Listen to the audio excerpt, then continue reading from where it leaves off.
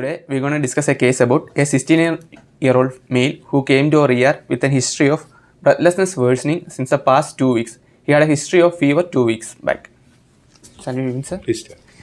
So, on initial assessment, the patient was conscious, oriented, and came to our ER with an O2 support. So, coming to airway was patent, no secretions were noted. In breathing, air entry was bilaterally equal, respiratory rate of 20 per minute, and saturation of 99% maintained in 5 liter O2. And also bilateral minimal crups were there.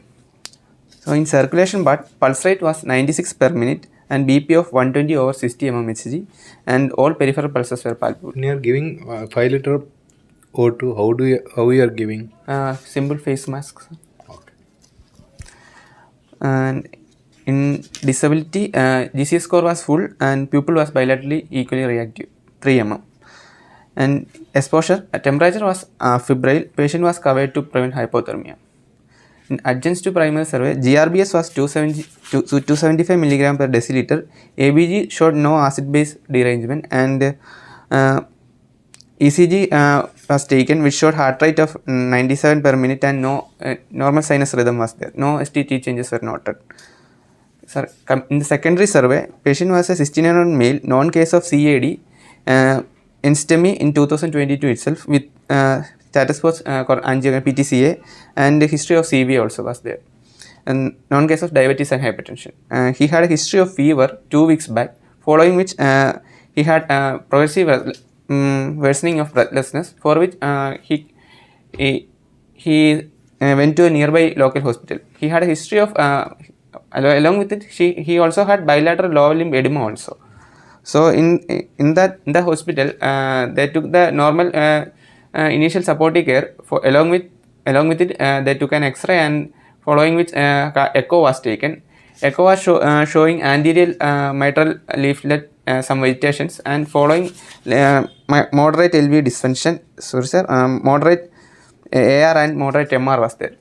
Along with it, they did a blood culture also, which showed streptococcal growth. Okay. And they treated him for about 5 days with IV antibiotics. Still the person's symptom was not improving, so was referred to AIMS for further management. What are the symptoms for this patient? Breathlessness was the main symptom. Initially there was fever, but later on fever subsided, and bilateral lower limb edema was the other symptom. No other complaints of hematuria or any rashes were noted. Okay. In general examination, moderately built and nourished. Patient, there was bilateral pitting pedal edema was noted.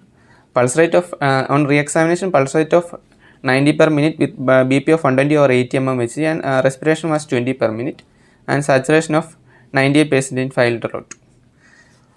In systemic examination, respiratory system, air entry was bilaterally equal and bilateral clefts were had. And in cardiovascular system, S1 S2 was heard, which was soft, and in apex region a pansystolic murmur was also heard. So GIT and CNS were within normal. What do you mean by pansystolic murmur? It's an only MBBS topic.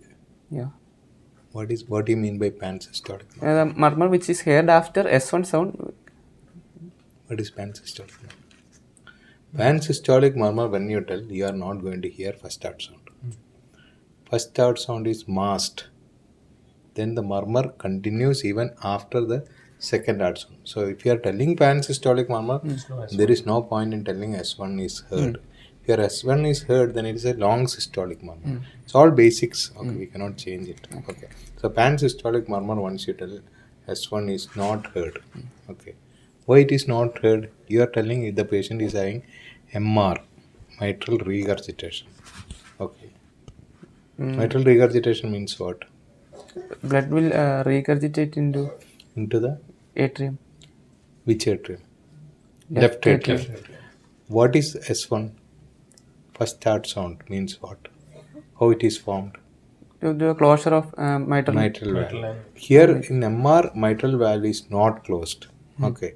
It is still opened because there is a problem with the valve cusp and they are not approximated. So they are not closing. If they close only, you get first start sound. Before closing itself, blood started ejecting to the or regurgitating to the left artery. So you will never get a first start sound in a proper severe mitral regurgitation. Okay. So this patient is having mitral regurgitation. Pansystolic murmur means there is no question of S1. If you are hearing S1, there is another lesion. MS can be associated. Okay. So here there is no question of S1. S2? S2 was S1 and S2 were here soft. Okay, soft sound. maybe soft. Okay. Yeah. Okay. Other than that was So is there any S3? S3 was not here. S3 not there. If there is S3, suppose if you hear an S3, that indicates failing heart. Okay, failure of heart, left ventricle. So MR is there. Then Then is there any other murmur? didn't hear any other murmur. What is a BP? BP 120 over 80. Initially 120 over 60. Then reassessment 120 over 80. Okay. You told there is AR. Moderate AR, sir. Moderate AR. What are the clinical signs of AR? Very few signs. I am not telling the named signs. What are the peripheral signs of AR? Head nodding. That was MBBS. This one. Wide pulse pressure, large pulse volume, high systolic BP. But here there is no high systolic BP. What do you understand from that? Any patient who is having AR, who is having low systolic BP, what is your first diagnosis? Cardiac failure. Cardiac failure. One of the most important diagnoses, if the patient is having AR with low systolic BP, that indicates cardiac failure. Or a second lesion before AR. What is the lesion here? MR. MR can mask the signs of AR. That is very important. So patient is having two lesions. One is actual MR. Second lesion is AR. AR may be due to Another lesion. another lesion. That is not correct. You can get another lesion, but it can be dilated LV. Patient who is having dilated LV, the aortic ring can be dilated. That can produce AR. Okay. Mostly it is due to a dilated LV. Okay. So later on with the labs here, labs was showing elevated the total count of 11,000 with hemoglobin of 9.4 and platelet count was 2 What lakh. is the importance of hemoglobin in this patient? Patient can also have anemic features. What do you do?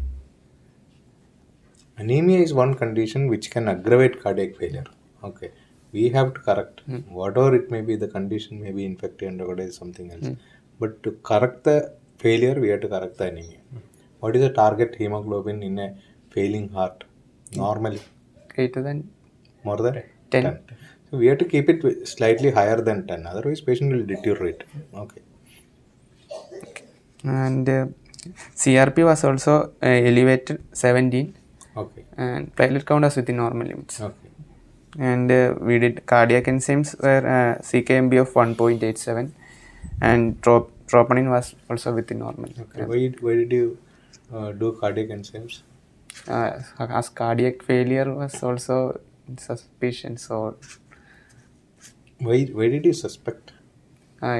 patient has low BP and bilateral clefts were there. That is LV failure. Why did you suspect MI in this patient? Acute coronary syndrome. There is a reason for that. Breathlessness worsening. There is AR. What happens in AR? What happened to the coronaries in AR? From where the coronary artery is originating? Aortic. Okay. So in conditions like AS, AR, many patients can have actually ischemic heart disease. So if they take the patient for valve replacement only after your cath, angiogram, because they want to know whether the patient is having any ischemic heart disease associated. So they have to correct that also. Okay, so many patients with AR can have ischemic heart diseases. Okay. So later on, we did an echo also, sir, which was showing suspicious thickening at the anterior mitral leaflet. Okay. There was no pericardial effusion noted. Moderate MR and AR was seen. Good LV function was also seen. And bilateral minimal pleural effusion was. Pleural effusion, okay. Other than that, echo, no other changes. Okay. and apex region mild hypokinesia was also. Okay. And following which cardiac failure was So initially we have to manage the cardiac failure. Cardiac How do you failure. manage the cardiac failure in this patient? Patient was on O2. Other than that, we give loop Lasix was given, sir, from Lasix dose IV 60 mg IV was given initially. Following with patient was again having the same breathlessness was continuing. We added on Lasix infusion later on. What should be done for this patient who is having pulmonary edema? What is the treatment of choice? First is NIV. NIV is the treatment of choice, not Lasix. Lasix can be given, it has to be given, but in emergency room you have to start NIV. Is there any contraindication for NIV in this patient? No. There is no contract. There is no hypotension. There is no loss of consciousness. There is no loss GCS. Nothing is there. Can actually start NIV, but Lasix has to be given as infusion. Okay. And later on we have started on NIV also. Sir. Okay. So what happened to the patient? Patient was tolerating NIV and still his ABG levels were within normal limit, but support initially there was no improvement with the NIV also. On the second day, patient was begin to improve. Okay. What else you have done for this patient? We also did a USG abdomen also. For what? To rule out any glomerulonephritis. Can you rule out glomerulonephritis in ultrasound? So any changes in kidneys? Glomerulonephritis cannot be ruled out. Any change means what? Which change? Shrunken Kidneys in this condition. Any medical renal disease, any short-term You have to rule out other renal diseases. any splenomegaly. Splenomegaly can be picked up. Okay. Yes. Then chronic kidney disease can be picked up by not because of this reason. Okay. Then what is the most important investigation you have to do in suspected infective endocarditis? Blood culture. Blood culture. Okay. How many samples you have to take? 2 samples. At least 3 At least 3 samples in 3 different times and 3 different sites. That is very important. You want to prove that the same bacteria is circulating all over the blood throughout the 24 hours from the heart. That is very important. If you take one sample and it is MSSA positive, Staphylococcus positive, what do you do? Out of 3 samples, 1 sample is MSSA positive. What do you do? Repeat sample. You have to get at least two samples, because suppose you are taking a sample from the cubital, this one, and that is positive for Staphylococcus. You cannot make a diagnosis of Staphylococcus infective endocarditis. At least 2 samples you need to get. That's why we are taking 3 different sites, 3 different time in the day. So that has to be done. Okay. Then Right. Then antibiotics. What can be antibiotic you want to give? as any third generation cephalosporin. Cephalosporin alone. This patient, you know that it is streptococcal, and according to culture and sensitivity, you have to start. Okay. Otherwise, Empirically start on single drug. If you are getting this case as first hand to you, how do you treat? gram-positive and gram-negative. You have to any patient you are getting suspected infective endocarditis, or a patient who is having previous valvular heart disease coming with fever, you have to start at least 2 drugs which covers both gram-positive and gram-negative. You see the guidelines, you can see that they'll add crystalline penicillin with ceftriaxone, vancomycin with ceftriaxone. So 2 drugs will be there. Basically, it is 2 drugs. One will cover the gram-positive, okay. Another one will cover the gram-negative organism, okay. Then later, once you get the blood culture report, you have to go according to that, okay. Here already from the outside, blood culture were showing sensitivity to ceftriaxone. Ceftriaxone, okay. We started with ceftriaxone. Okay. What is the dose of ceftriaxone you give? 2 gram initially. 2 gram? IV. IV? BD. BD. So this infective endocarditis is one condition. Again, you have to give the drugs in divided doses. Okay, whereas all other conditions like you are giving ceftriaxone for urinary tract infection, you can give it a single dose.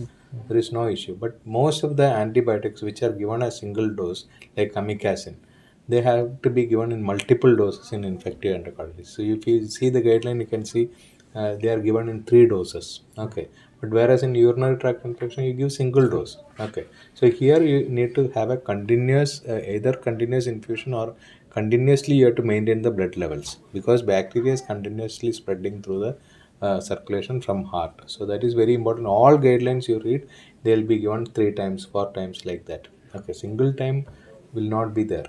Okay, so that has to be taken care. Anything else? Okay, sir. So the one thing is that whenever you are coming across patient, even straight from the history, you did not talk about anything regarding renal concerns. Sir. Yes, sir. Urine output was. You did not mention. So there is bilateral bedting edema, breathlessness. Sir. So there may be causes either CVS alone or additional comorbidities may also be there. And to rule out anemia in the general examination Yes. itself anemia. Okay.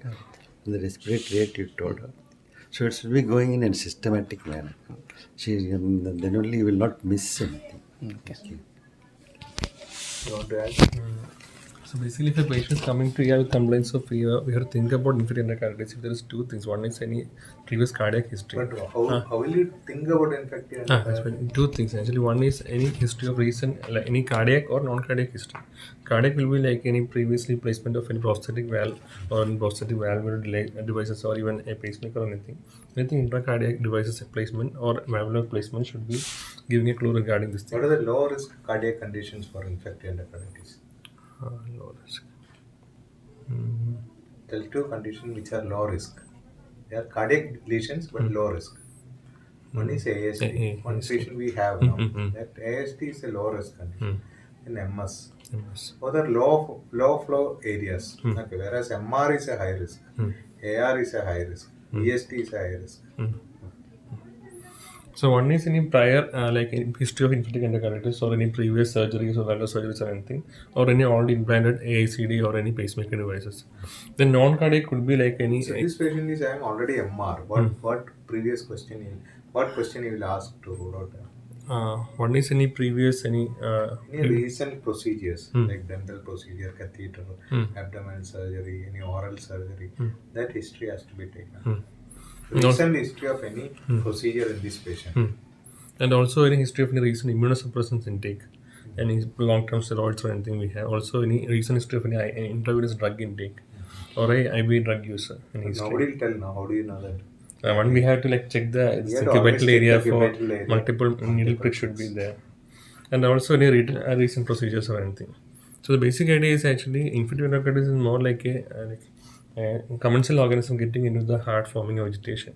So if it is from the skin, mostly the strep or staph, when we are pricking that through the needle, it will go into the bloodstream and collecting the valve. Or if it is if it is bad oral hygiene or anything from this thing dental cavity, like staph returns and all can go into the heart and create a vegetation. So the patient's issue coming with will be initially with presentation will be more like a fever, but more of a toxic looking patient with a patient which he can go really bad in a very short time. And also these patients have also high risk of other embolic complications also, but as per studies, there has been no studies proven to have shown benefit even if after adding antithrombotic or any other agents. So as a case of just in the infective endocarditis, starting on any heparin or anything is not going to actually help the patient to prevent the complication. So from our ER side, initially one thing will be to like think about a probability of infective endocarditis and to treat promptly. One thing is take early blood cultures. One thing is infective endocarditis, we have to take at least 3 samples from multiple sites and also at different times, because as the blood flows through the heart, there is a chance of this organisms getting into the bloodstream and flowing through the circulation. So the chance increases if we're taking multiple blood samples at multiple sites and multiple timings. And also we have to start early antibiotics to cover at least a gram positive and gram negative. 2 things should be taken, and always as the early report comes, we have to change according to the sensitivity. And also we have to think about early surgery for valvular surgery, whether it's a native valve or even a prosthetic valve, we have to think about early surgical correction. What will be the clinical signs of prosthetic valve endocarditis? One thing will be a stuck valve. One is patient is severely breathless and stuck valve. Second thing, Then so that valvular sound, metallic sound, if it is absent in any patient, you have to suspect either a thrombus or infective endocarditis in the valve. So any metallic valve you're not able to patient coming to hear the emergency click, room, you have to auscultate for that metallic sound. Okay. Even a prosthetic valve has got its own sound. So that if it is not there, then you have to suspect a infective endocarditis. Okay. And so the basic Tech treatment. valve is, what is tech valve? Like you have transplanted mitral valve for MR. Suddenly patient is coming with severe breathlessness. It has to be tech valve. You can think of other causes, but if you miss this cause, patient may die. Okay, so we have to be very careful. Usually we can hear a clicking sound whenever we are auscultating the patient. Okay, that is missing. We have to think about. And also, if possible, a bedside echo in the ED still should be like cleared as early as possible to not any agitations. Yeah. What is Marantis endocarditis? Marantis is non-infective endocarditis. Get it? You get it? SLE, malignancies and all. Okay. If the culture is negative, what you do? Maybe Suppose you have taken culture, it is negative, what you do? Well, it's already we know that it is already proven from outside. Sometimes what happens is patient will be taking antibiotic they think that it's something else. They come to ER and you are taking culture. Again, it negative only. So you have to go for transesophageal echo and give a proof that proven Vegetations are present. that there is a persistent vegetation there. This transesophageal echo is more sensitive for vegetation in the values than transthoracic echo. How long you have to continue antibiotic? Cardiologist will continue. It's our duty is only to control the left ventricular failure part and taking the blood culture. That's all. How long you have to continue? Maybe 6 weeks. 6 weeks, 1 month. Okay, 1 month, one and a half. 1.5 months. But some patient may require longer time. That all depends on the repeat culture. Repeat culture has to be negative before stopping the antibiotic. Also, a patient who is shifting from another hospital, we have to be possible to remove all the indwelling catheters, whether it's center line, IV line, whichever lines are there, even Foley's or anything, we have to remove. Everything we have to remove and put a new one. Okay. Rarely, also patients can actually the source of infection could be a GA also, and if you're not able to like locate any other source of infection, we have to even go for colonoscopy and other procedures to find the source of infection. Here, correcting the anemia is very important because he has gone to failure. That part, we most of the time we'll forget it. Okay, so we have to correct it. Okay, thank you.